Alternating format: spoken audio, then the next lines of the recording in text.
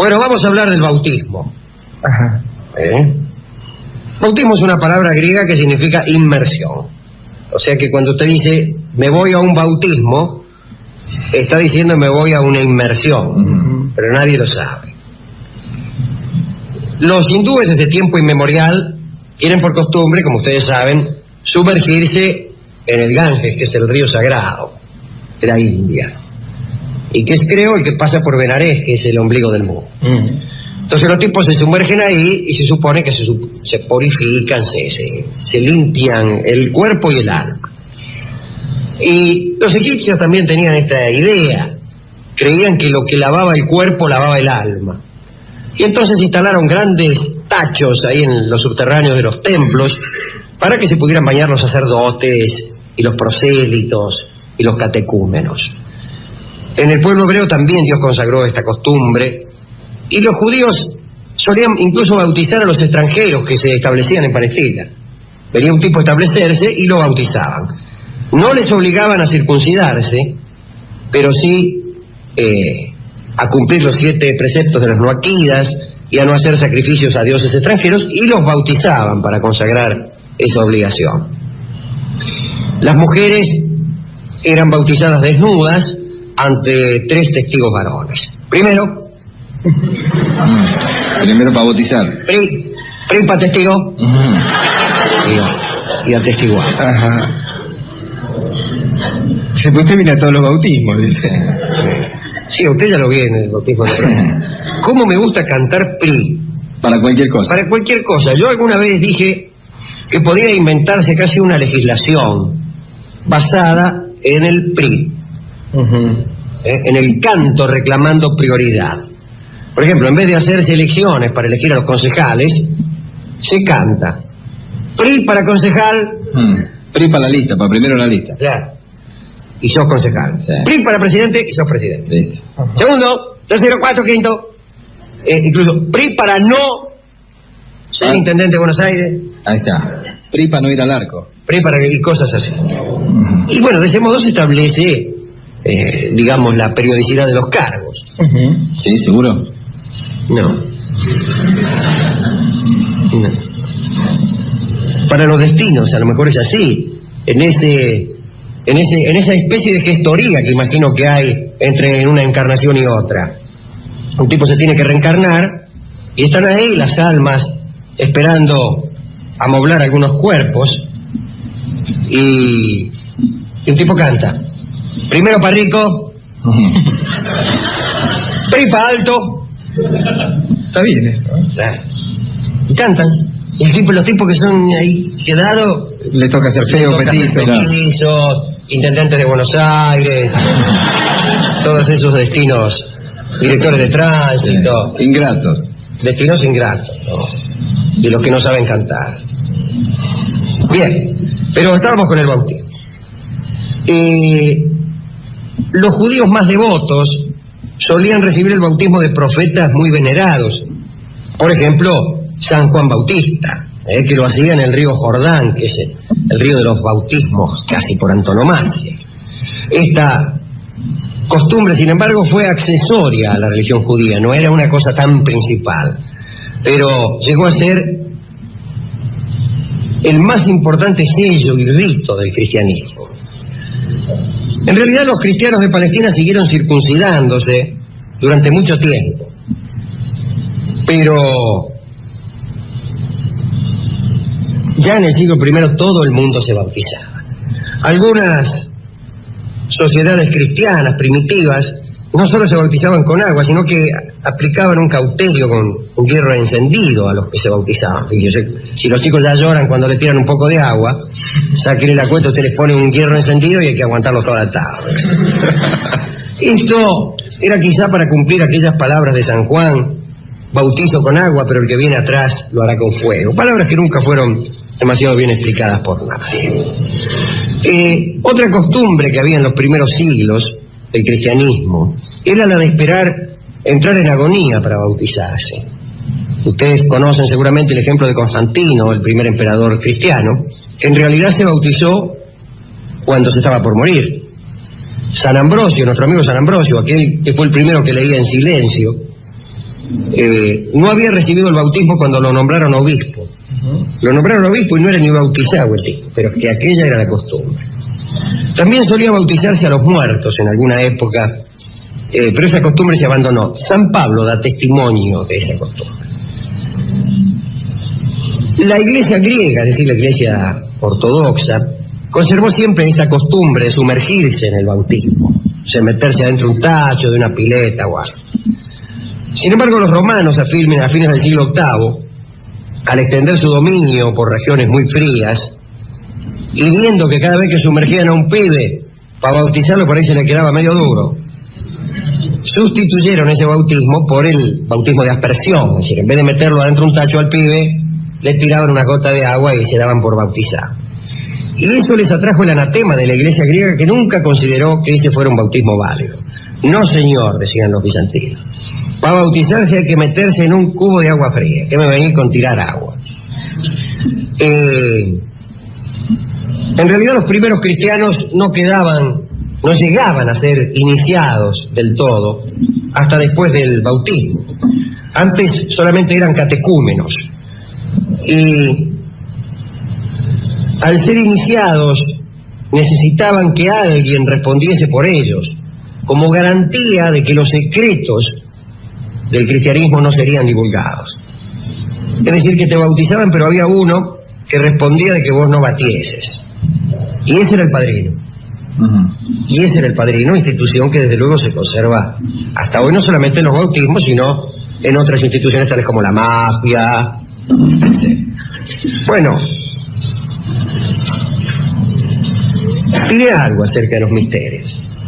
En una primera época el cristianismo era muy celoso, como celoso era el judaísmo de sus libros. Siempre nos preguntamos por qué demonios el resto de los pueblos de la antigüedad clásica jamás dice nada de las cuestiones hebreas, pero nada. Y porque los libros eran muy secretos.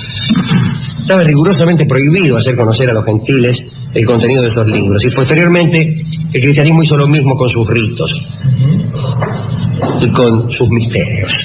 No se podía revelar. Incluso hay un escrito de Cirilo de Alejandría que creo que es un escrito contra el emperador Juliano, el apóstata.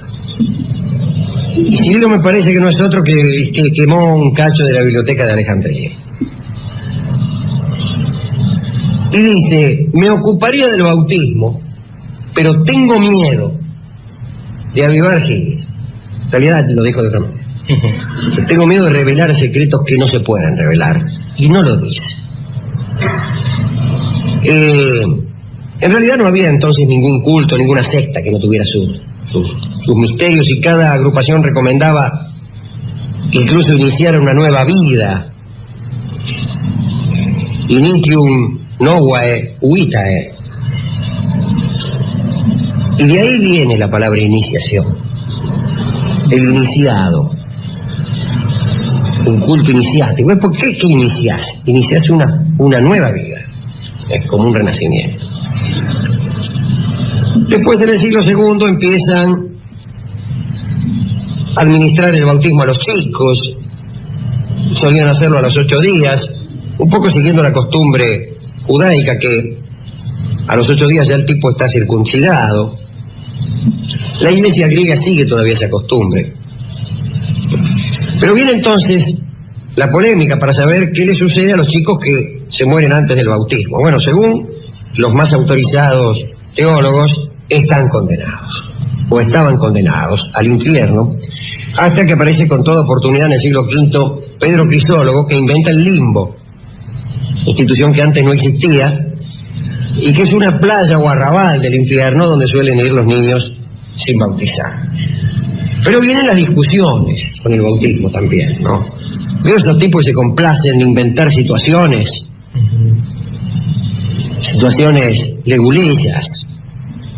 En los programas deportivos suele haber eso. Por ejemplo, un jugador, qué sé yo,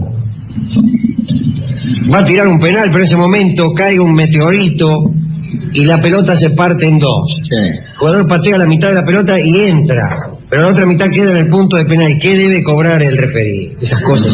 Sí, sí. Cosas raras que no ocurren. Sí, no ocurren, pero bueno, siempre hay un tipo que escribe al gráfico preguntando esa situación. Sí.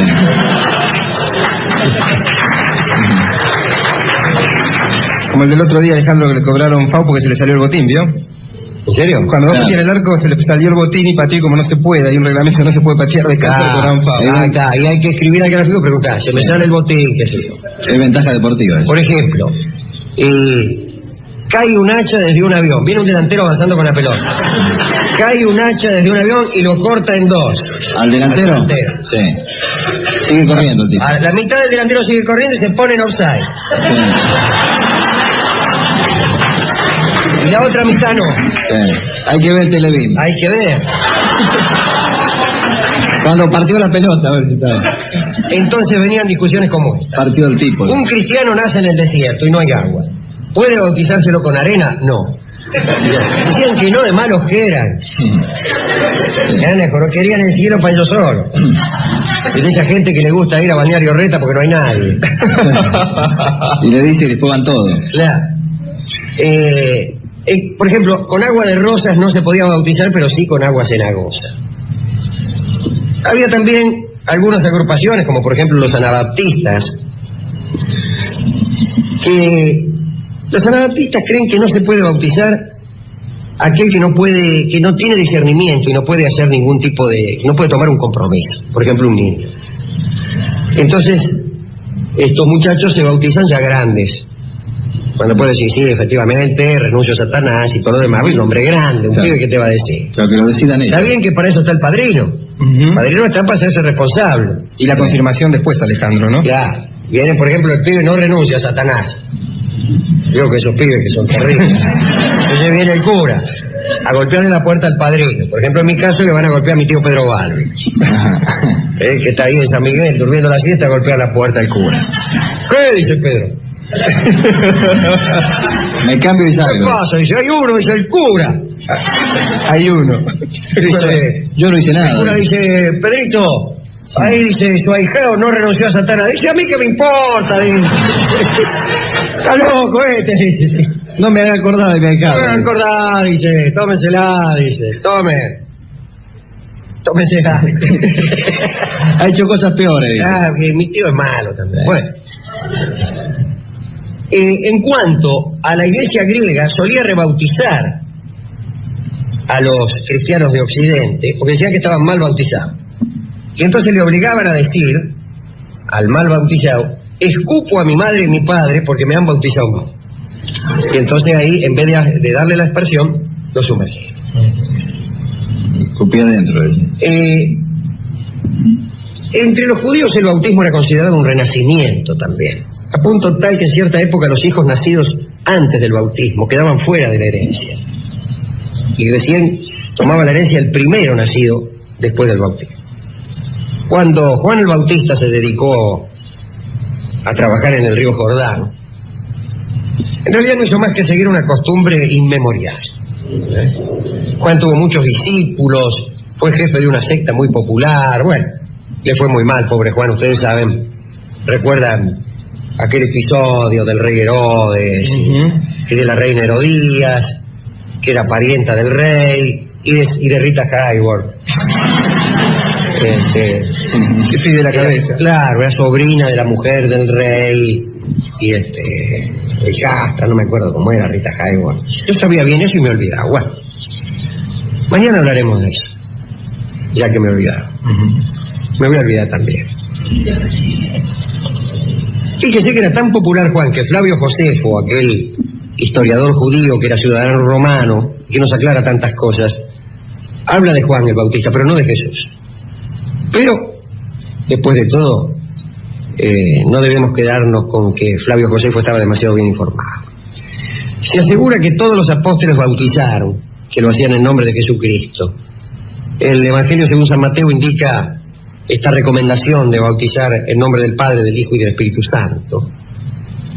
Hay algunos cristianos que no se bautizan y tienen los cuáqueros, los tembladores, los quakers, que no son los señores de avena,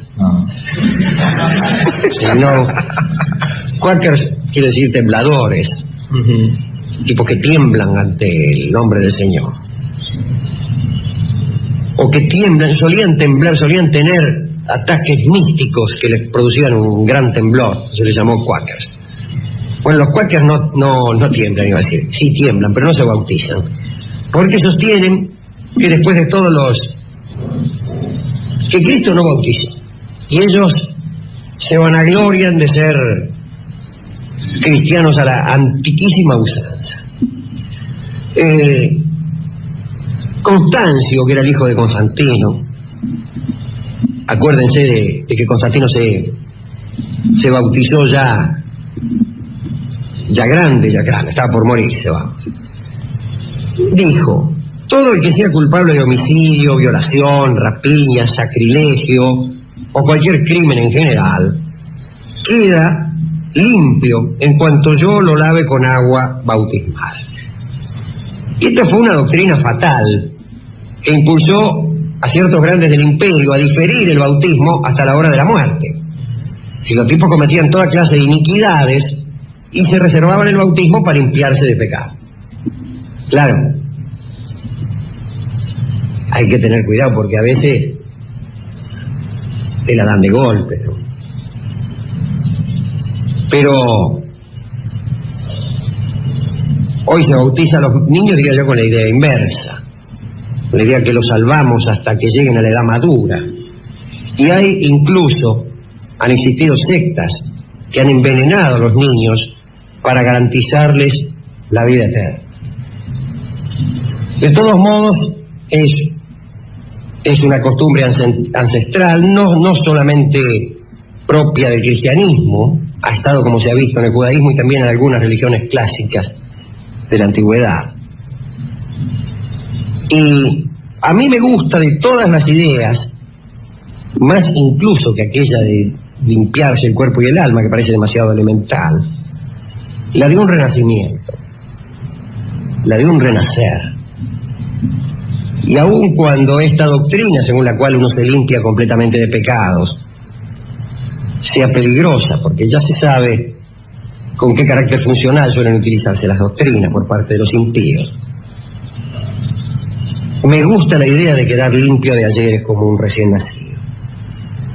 Y podríamos inventar algún bautismo, si ustedes quieren laico, si ustedes quieren blasfemo, aunque no trae ninguna intención demoníaca, que es un bautismo de olvido y de limpieza, ya que no de los pecados sino de los recuerdos y de las sensaciones y hasta de los amores y de los enconos, y que usted lo sumergen a uno en un cubo de agua y se olvida de todo. Se olvida, por ejemplo, de las deudas que tiene, se olvida de los odios que viene trabajando desde hace tiempo, se olvida de dónde vive.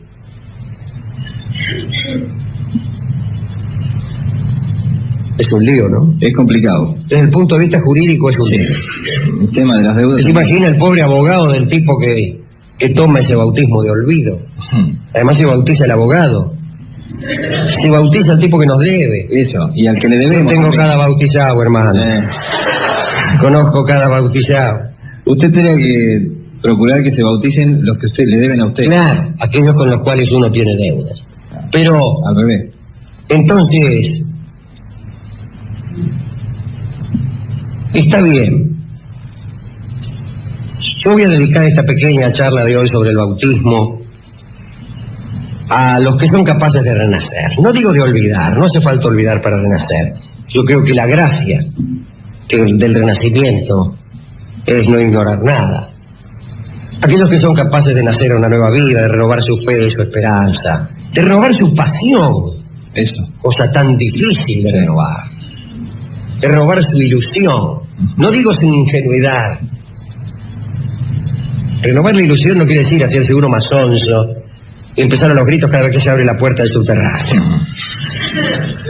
Debe ser más profundo todo esto. Yo no soy capaz de eso, porque yo vivo retorcido por remordimientos, por fantasmas del pasado, por culpas propias, por culpas ajenas, qué sé yo sería incapaz. Yo sería incapaz de renacer. Es como que le gusta, ¿no? Hacerse Sí. un poquito mala sangre. Sí, sí. Pero cierta vez usted imaginó también una especie de bautismo diferente, Alejandro, que era la consecución del licor del olvido, ¿recuerda? Sí, pero no sé si la quiero. Ujú. No sé si la quiero. Y yo más que renacer, he remuerto. Está remuerto. Puedo remorir, Sí. pero no sé si renacer. Bueno, para todos aquellos que son capaces de nacer más de una vez, a punto tal que a veces dicen, de nacer ya estoy harto. Ujú. Víctor Rey. Vamos a brindarles un bautismo. Y para eso deberemos sumergir Claro. a todos en un río. Si no, no es válido. Y a falta de otro, tenemos este río marrón que canta Baglietto para aquellos que han resuelto renacer esta noche.